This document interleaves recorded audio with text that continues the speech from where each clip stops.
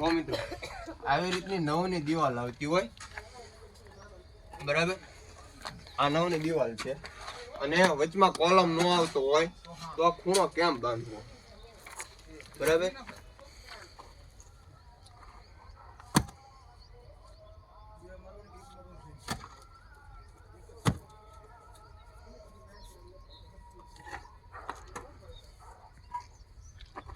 જોવા નવની દિવાલ છે ખૂણો કેમ બાંધવો આપણે.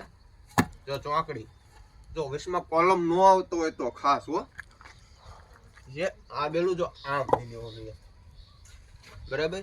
પછી આવી રીતને કટકો જોઈન્ટ કરી દેવાનો. અહીંયા કટકો કરવા મૂકવાનું નહીં, એક કટકો અહીંયા જોઈન્ટ કરી દેવાનો બરાબર. જો આમ આવશે એક કટકો અહીંયા આવશે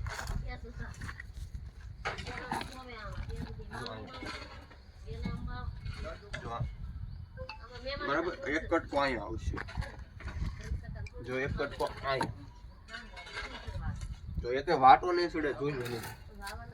જો વાટા કપાઈ ગયા ત્યાર પછી તો એક બેલું આપણે અહીંયા મૂકી દઈએ. જો એક બેલું આપણે અહીંયા મૂકી દઈએ.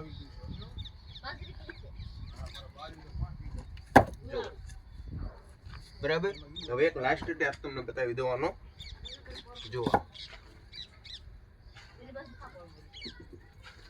જો તો આવી રીતની તમારે ચોકડી દિવાલ બાંધી લેવાની છે. જો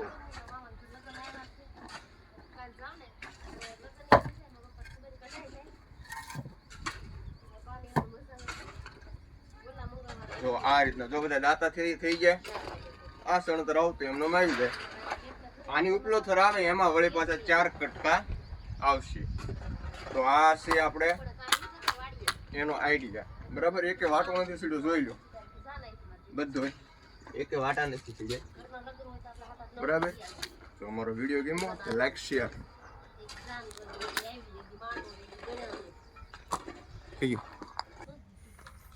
જો હજી એક કટકો આમ જો અમે એક ઓલું સીડ્યું નથી જોવા.